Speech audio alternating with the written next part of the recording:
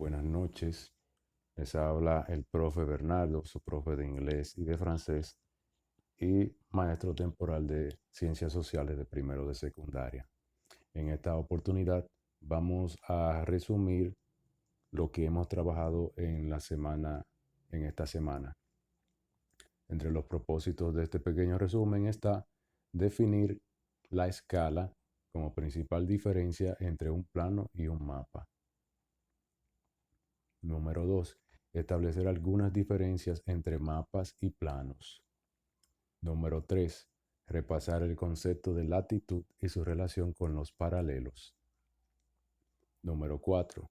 Repasar el concepto de longitud y su relación con los meridianos. Número 5. Entender qué son las proyecciones cartográficas.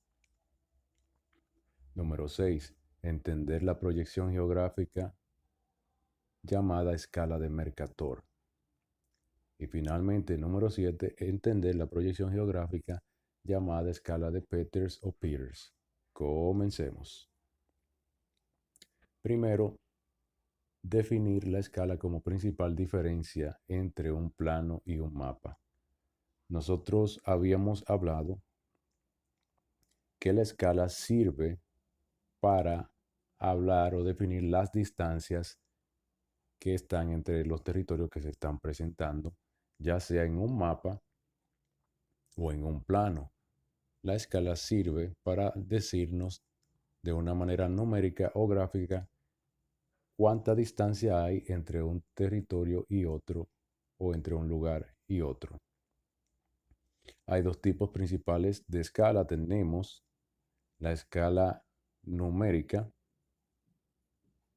En este tipo de escala hay una cantidad o un número inicial que viene siendo el número de referencia para la medida y el segundo número un número real.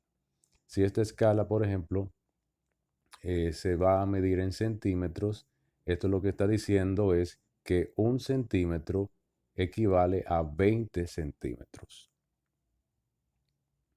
Entonces, la manera de nosotros leer esta escala, nosotros leemos el número 1 y decimos 1. Los dos puntos significan ahí es a, 1 es a, 1 es a 20. Entonces, lo que queremos decir, si la escala es en base a centímetros, como ya le había dicho que 1 va a ser igual, o sea, un centímetro va a ser igual a 20 centímetros. Un centímetro va a ser a 20 centímetros. Si la escala fuese a metros, diríamos que un metro va a ser igual a 20 metros. Esto es un ejemplo porque como estamos midiendo en zonas planas, como ¿verdad? Un mapa o un plano se está midiendo en base a centímetros. Entonces la escala numérica es para eso. Si dijésemos que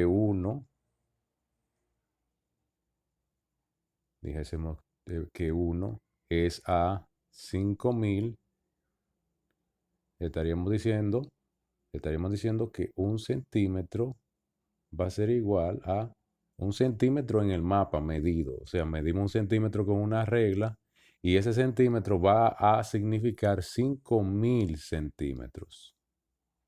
Eso es básicamente lo que quiere decir cuando trabajamos con escalas numéricas. Entonces, repasando, el primer número es un número de referencia en base a la medida que estamos tratando. Si es centímetro, 1 va a significar un centímetro. Este es el número de referencia. Y el siguiente número después de los dos puntos es el número real. El número real, que quiere decir que si estamos midiendo centímetros, un centímetro va a ser igual en la vida real a 20 centímetros. Muy bien. Entonces también tenemos lo que es la escala gráfica. En esta escala se representan las medidas tales y como están en la vida real. Podemos ver aquí en la escala gráfica, esta de aquí, dice aquí es una recta dividida en segmentos. Vemos unos segmentos que son pequeños tramos, pequeñas líneas, llamados segmentos. Dice que suelen medir 1 centímetro, porque sabemos que esto utilizamos reglas de las que usamos para medir los centímetros y ahí sabemos la distancia. Dice que las cifras indican el tamaño real de cada segmento. Entonces dice, si esto está medido, por ejemplo, en kilómetros, 100 kilómetros, si medimos 1 centímetro, va a ser igual a 100 kilómetros. 2 centímetros, 200, 3 centímetros y así sucesivamente. Es más fácil que la escala numérica. Muy bien, seguimos. Escalas en los mapas. Vemos otro ejemplo de una escala gráfica, en este caso, y lo vemos ahí. Vemos aquí debajo la escala y vemos 190 kilómetros, 380 kilómetros. Es decir, que 1 centímetro vendría siendo 190 kilómetros, 2 centímetros, 380 y así sucesivamente, midiendo en base a centímetros. Muy bien, seguimos avanzando. Establecer alguna diferencia entre mapas y planos. Como ya nosotros hemos visto y hablado, hemos estado hablando de mapas y planos. Esta imagen ahora que tengo es un plano. Un plano, hemos visto planos de construcción, planos de una ciudad, planos de un edificio. Lo que podemos apreciar en los planos es que hay un mayor acercamiento a la zona, de manera tal que pueden ser vistos desde arriba, desde una distancia relativamente corta, vista aérea. Entonces, los planos representan la realidad. Aquí vemos estas calles, todas estas calles que están aquí son en base a la realidad, o sea, simulan de verdad la zona, porque son, en otras palabras, vistos desde arriba. Y esa es la configuración y la forma. Todas esas calles que están ahí son las calles que están en verdad en esa ciudad. Entonces, los planos representan, diríamos, la realidad. Cada vez que hablemos de un plano representa la realidad. La realidad. Entonces, la principal diferencia que habíamos dicho desde el principio entre un plano y un mapa es la escala. En los planos, las escalas son grandes, grandes, grandes. Cuando nosotros decimos que una escala es grande, vamos a decir, vamos a decir, aunque suene contradictorio, que las distancias son más cortas, más cortas. Es decir, que si nosotros vemos un plano y nosotros, por ejemplo, cuando hacemos zoom a una foto y nos estamos acercando, la distancia es más corta. A medida que se acorta la distancia, la escala es grande y va apareciendo un área mayor y estamos viendo el territorio completo. Entonces, lo que tenemos que recordar es que los mapas, los planos trabajan con escalas grandes, pero escalas grandes significa que tienen un acercamiento mayor, se van acercando a la zona de manera tal que se ve en la vida real y al acercarnos más ya la distancia entre nosotros, si nos estamos acercando ahí es más corta. Entonces, también vamos a ver más adelante que los planos tienen esta representación de escala 1 a 10.000.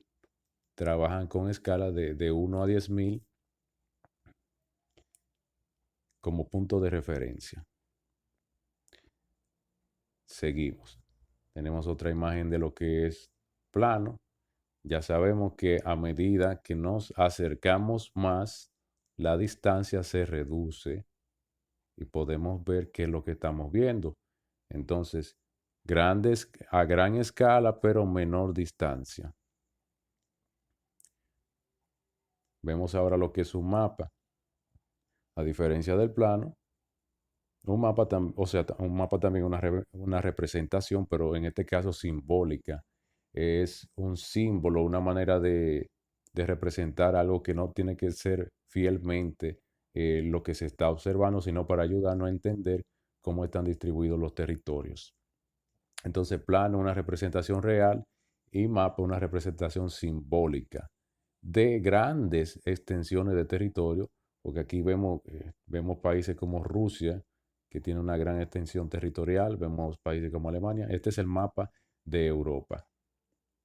Entonces, en los mapas, en los mapas, las distancias que se ven ahí son mayores y al ser la distancia mayor se va alejando más. En vez de hacerle zoom in, de acercarle, hacemos zoom out, de alejar. Entonces, aunque se vea pequeño, se representan los territorios de manera más compacta, más pequeña, pero las distancias son más grandes. Ven, las distancias son más grandes en los mapas, más grandes. Entonces decíamos que la escala de los planos son grandes y las escalas de los mapas son más pequeñas. Pero al ser más pequeña la escala, quiere decir que nos vamos alejando más. Y si nos vamos alejando más, la distancia es mayor. Mapas, las escalas son más pequeñas, pero más pequeñas significa que nos estamos alejando más y más y más de la zona y la distancia es mayor. Mayor. Muy bien. Seguimos. ¿Alguna diferencia entre los mapas y los planos? Dice que los planos trabajan con escalas grandes. Vean lo que estamos hablando. Escalas grandes de hasta 1, que es a 10.000. Un centímetro es igual a 10.000 centímetros. Escalas grandes. Los mapas trabajan con escalas menores. Otra diferencia, los planos representan la realidad, lo que hemos estado hablando, y solo emplean los símbolos necesarios. Pero los mapas son una representación simbólica de la realidad y emplean muchos símbolos para indicar datos importantes. Los planos no emplean proyecciones cartográficas, que vamos a ver qué son. Los mapas emplean proyecciones cartográficas para indicar la curvatura de la Tierra. Entonces, cada vez que hablemos de proyecciones cartográficas, vamos a entender que es una manera para indicar la manera curva que tiene la Tierra en un espacio plano. Más o menos ya estoy diciendo lo que es una proyección cartográfica. Dice también que los planos representan espacios reducidos, lo que hemos estado hablando, reducidos, espacios menores, y los mapas representan espacios tan grandes como un municipio, un país, un continente o todo el planeta. También los planos son precisos, pero pueden representar modificaciones. Representan un espacio reducido como una cuadrícula perfecta y los mapas son precisos ya que transforman la Tierra de redonda a plana, aspecto que implica uso de ángulos, escalas y más. Apartado 3 dice repasar el concepto de latitud y su relación con los paralelos. Si nosotros podemos recordar, decíamos que si tenemos un círculo que simula la Tierra y tenemos un punto central que divide la Tierra entre dos llamado Ecuador, la latitud es cuán al norte o cuán al sur está alejado un punto de la Tierra, sabiendo que la latitud se mide en secciones de 90 grados. Entonces, si está al norte será latitud norte, si está al sur, latitud sur. También decíamos que la latitud se acompaña de los paralelos, que son las líneas horizontales que se van formando y que tienen como punto de base o punto cero este punto del ecuador y ahí van ascendiendo hasta 90 grados. Si ascendemos hacia arriba va a ser latitud norte, por ejemplo 40 grados, ¿verdad? Latitud norte, pero si vamos descendiendo será latitud sur y también es medido hacia 90 pero en números negativos. Continuamos. Repasar el concepto de longitud y su relación con los meridianos.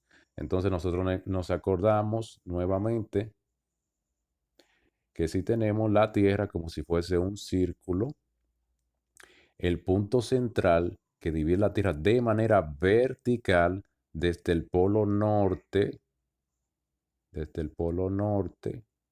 hasta el polo sur, que divide la Tierra de manera vertical, recae sobre una ciudad de Inglaterra llamada Greenwich específicamente. ¿Y qué quiere decir? Que aquí está el punto cero donde se divide la Tierra en mitad de manera vertical. Y decíamos que la longitud sirve para indicar, en este caso, no referencia al norte y al sur, sino cuán al este o cuán al oeste un determinado punto está de la Tierra en relación con este meridiano de Greenwich, que es el meridiano cero.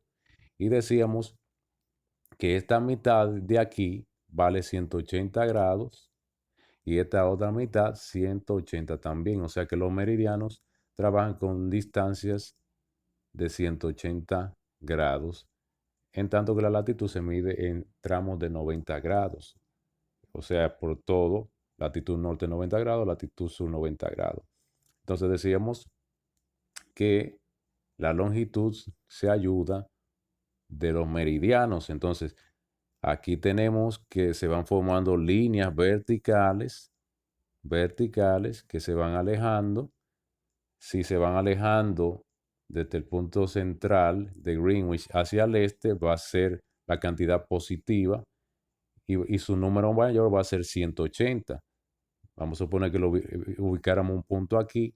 Vamos a suponer que tendría, si es hasta 180, lo va sumando. Vamos a suponer que tiene ahí 70, vamos a suponer, o 80 o 90, y así sucesivamente. Y su mayor valor va a ser 180, de manera igual hacia el oeste.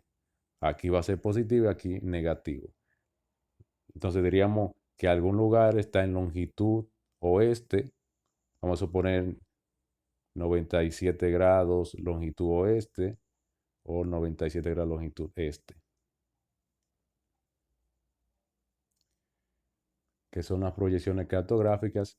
Lo que estábamos diciendo anteriormente, que una proyección sirve para simular en un espacio plano la curvatura de la Tierra. Esa es la parte central. Saber que eso es nada más para saber de qué manera se puede tratar de representar la curvatura de la Tierra, sabiendo que lo que antes se usaba y se usa todavía son los globos terráqueos, pero para representarlo en una superficie plana, hacemos un mapa grande y representamos la Tierra totalmente y las secciones eh, que tratan de representar toda la Tierra y su curvatura. Eh, y la ausencia, ¿verdad? Que sí, en algunos sectores de la medición de la curvatura, mejor dicho. Entonces, eso es una proyección, una manera de representar superficies planas, una manera de representar superficies que tienen curvatura, como el globo terráqueo, en una superficie plana. Muy bien. Entonces, entender la proyección geográfica llamada escala de Mercator. Entonces, Mercator fue un cartógrafo que ideó cuando no había algo más allá del globo terráqueo para representar la superficie de la Tierra, ideó la forma de representar la Tierra totalmente en un mapa, pero en este mapa vemos que, como ya nosotros sabemos lo que son los paralelos, estas líneas, a medida que van avanzando al ecuador, estas líneas se van separando más. Y al separarse esta línea más, el dibujo de la zona se hace más ancho. Entonces esa es la principal característica de, de la proyección de Mercator. Y en la proyección de Mercator no estaba definido que el punto central de la Tierra era el Ecuador. No estaba definido, sino el que le mejoró, que vamos a hablar quién le mejoró esto, que fue Peters. Pero él trataba de simular, de hacer una correcta proyección de la Tierra. Pero los paralelos, como ustedes ven estos cuadritos aquí, vean cómo se van agrandando cada vez que se van acercando al polo norte o al polo sur. Entonces eso presentaba más deformaciones de la Tierra. Trataba de representarla fielmente, pero no habían unos problemas relacionados con la manera en la cual, por ejemplo, que la Tierra es achatada en los polos, no daba exactamente con la descripción que quería transmitir.